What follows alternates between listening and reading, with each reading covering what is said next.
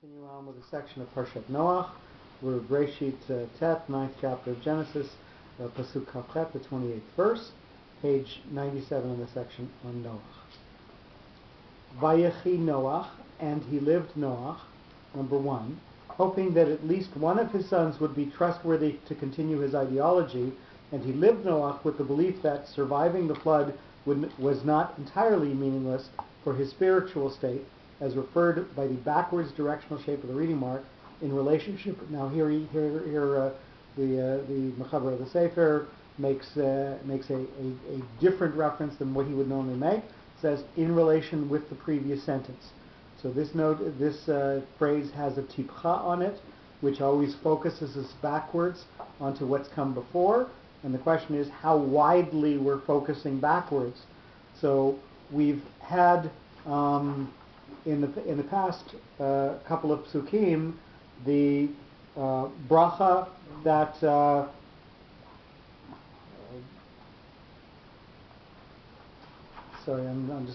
the bracha that Shem gets and the curse that Canaan and Ham and the middle blessing that Yefet is going to get. So Noach is saying, okay, well, I've got possibly a large portion of the population that's going to carry a curse with them. Was it worth going through the destruction of an entire generation in order to have some of that survive and have to diminish the potential of what I've saved through the flood? So in specific, he's come over the downgrading of Canaan and of one of his sons, and he's saying still with all that there is a reason to continue living. There is a reason in what I did, in what I saved, in what I preserved. So a tipcha always has a slight pause after it, so it's going to be separated out from what comes next.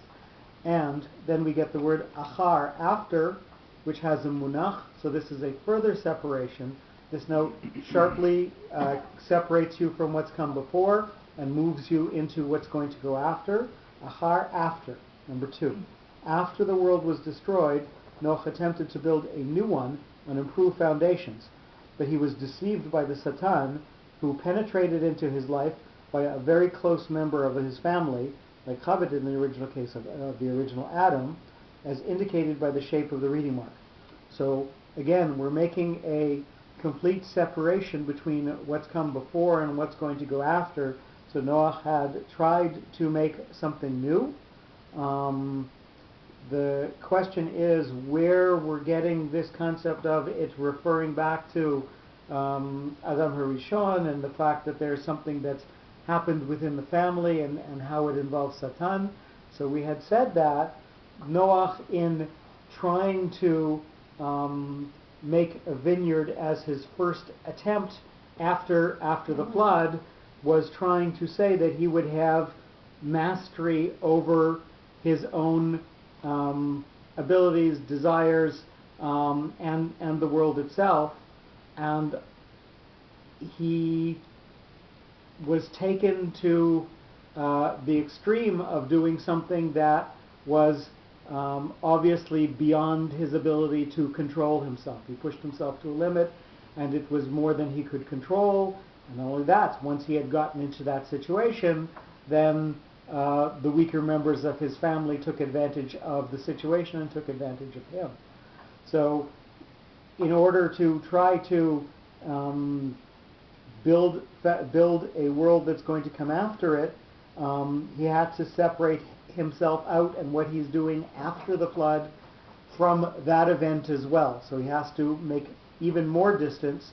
So we have Noach with a tipcha and a pause, and then achar with yet another pause before we go on. So Noach had to take part of what he had saved from the flood and continue to separate the world from that. Hamabul. Can I ask you a question? Please. Why does he translate it? Vayechi, and he lived. Not Vayehi, Vayechi. No, I know, Vayechi. But why does he live Noach? Because in Hebrew, Vayechi Noach makes sense. But why, when he translated into English, did he say he lived Noach instead of Noach lived? Okay. Is that part of it? This is part of the translation.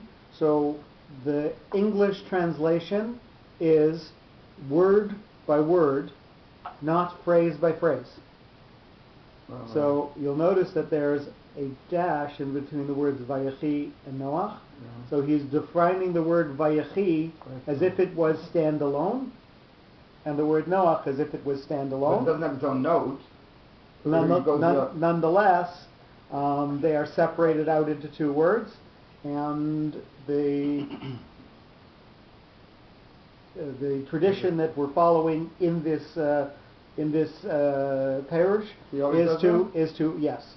So if you look back to the last sentence, 927, look at number 5, the ahole shem, again with a dash in between the two words. If you look in the English, in the tense of, and then he's got a separation, shem.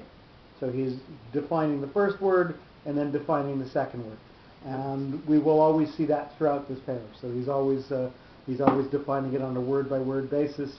And he's using the same logic. If it was given its own separate word, then that word has to have a life of its own. If it's given its own note, then that thing has to have a paragraph of its own. But if it's given a word but not a paragraph, then you put the words beside each other, but you don't string them together. So if this said Vayechi Noach and it didn't have that dash, you would have said and Noach. But that doesn't exist. It will never happen. You will always see when there are two words that have a single note to them that they are dash. Yes, because he's always going to define it that way. Now, who put the dashes in? The same people who did the trope? So the dashes aren't in the Torah. The dashes aren't in the Torah. The dashes, some of them you will find in a tikkun, and some of them he's added. Not on the Torah side, on the in the Nikudot side. And there's part that, but a lot of them he has added extraneously in order to be consistent. What do you mean? Mareh Yaakov added the dashes that aren't necessarily. So a lot of them, as I said, will appear when you look at a chumash or look at a tikkun. Some of them he added. But some of them he's added to be consistent constantly. So we're up to number 3, Hamabul. Point by note if you can find one. I will. So this has an etnachta, so this is a stabilizing note, possibly with an elevated element to it. Number 3, the flood that destroyed all life has preserved the Satan without an ark, along with his full range of activity, and had enabled him to carry out the same old ruin for the new, quote, Adam in a modified way, as shown by the stabilizing shape of the reading mark. So here we see that I read this through during the week, and I was a little uncomfortable with it. That he's saying that the stability that we're getting here is the preservation of evil inclination, or the preservation of Satan, and you have to realize that if you look at it in a deeper way, if you don't have the ability to have the argument with yourself, is something good or is something bad, then you can never choose between good and bad. So ultimately, giving you that ability is part of, or giving you that quote-unquote bad part of yourself is in fact the only way in which you can have the ability to make the good choices and to exercise your free will. So despite the fact that you have an element of something that is